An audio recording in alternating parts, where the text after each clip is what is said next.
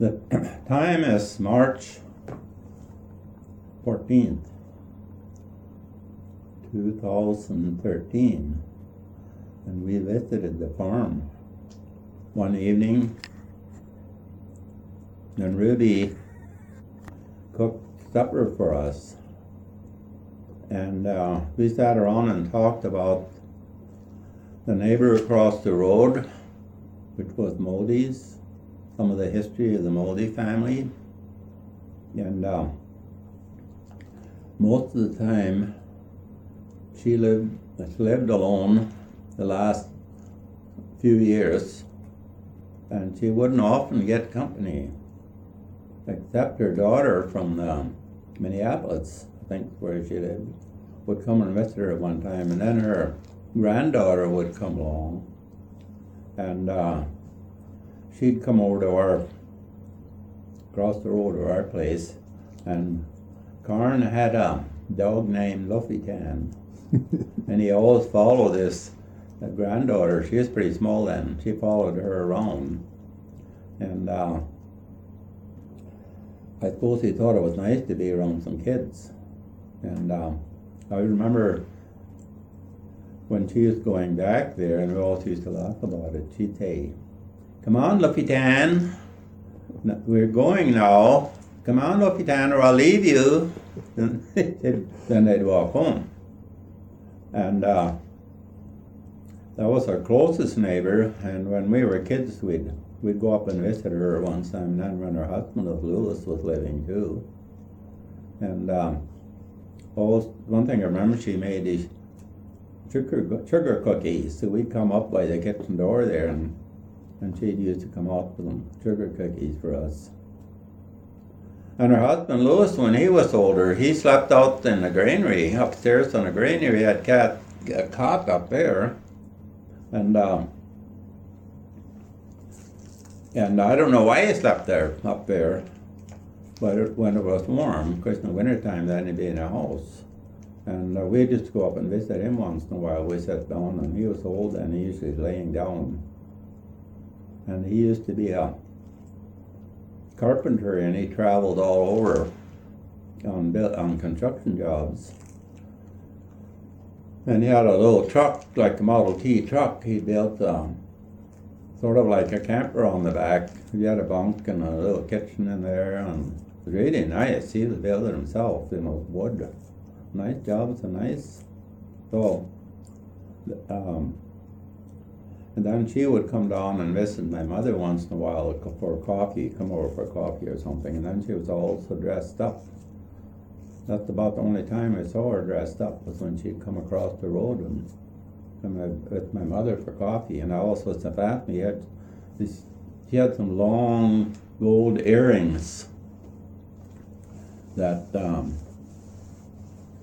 would hang down quite a bit, and we didn't see anybody that wore them. And then and she had cattle and some hogs and that, so it was a very active farm up there. Her son died when he was really young, so she was left by herself there. But she still kept on, and she had another son that would come over and farm the land for her. And then right next to them, we had another neighbor, the Swensons, and there was about 10 kids in that family, and they had a lot of relatives, a lot of kids, so there used to be some relatives over across the road. So, and then on our side there was 8 kids. So there was a lot of kids around, a lot of activity going back and forth across the road. And then when we left there a couple of nights ago, after dinner up there, it was dark. We stood outside and looked around for a while, and it was so quiet, where there used to be cattle and horses in the barn and chickens and hogs, and they were always making some noise, so there was something going on all the time. And I stood down and walked for a while, and as far as you can see, you don't see any lights anymore. Many of the farms have disappeared. They bulldozed the woods down and farmed right across the whole section, and cut down a lot of trees and everything, so it looks really desolate out there. compared to what it was when I was growing up on the farm. And then a half mile up the road was another family, had about 10 or 12 kids. And then we'd go up there, and there was a church up there, there was all this activity there. And both of them are gone now. The farm is gone, church is gone. And then you go another mile down the road, and there's family lived down there. What family? Who was that? Ellingsons lived down the road. And there was actually 4 farms right next to each other in a road crossing there, an intersection. And so there was always a lot of activity up there wherever you went. You know, they all had cattle and horses and chickens and cows, bugs and that. So that's about almost about 2.5 miles. When you drive there now, there is complete, don't see anything. The farms, there's actually 4 farms left there yet, but and I think there's somebody living in each one of them. But see, there's no stock around, and then you never see anyone. And then we used to, when we were kids, that about as far as we roamed out going north of our farm. And so we used to, mostly our activities within a mile range of our farm, except when we walked down to the river. That was probably about between 2 and 3 miles to walk down the river to that out. And as you look within a mile or 2 around that same area now that was so busy and so many farms, you don't see any yard lights on. You can look around, it's pitch dark, it's quiet, and it just doesn't even resemble what it was when I was growing up on the farm. And the schoolhouse we went to, of course, that's gone. All that's left of that is a little memorial with the bell on top of it. And the church is the same way. The church is gone. There's a little memorial stand there with the church bell in it. And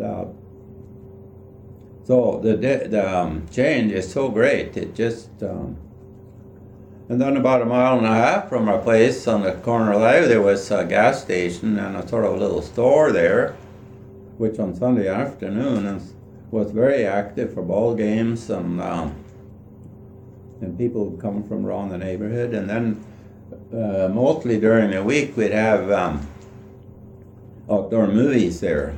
Person would come there with a projector and set up a screen, and we would sit on the ground and watch the movies. And then they passed a hat around the crowd to see if they could collect.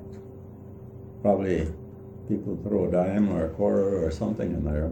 Most of them would. So they would have the people that covered that territory showing films. They'd go to other places, other evenings too, in the summer.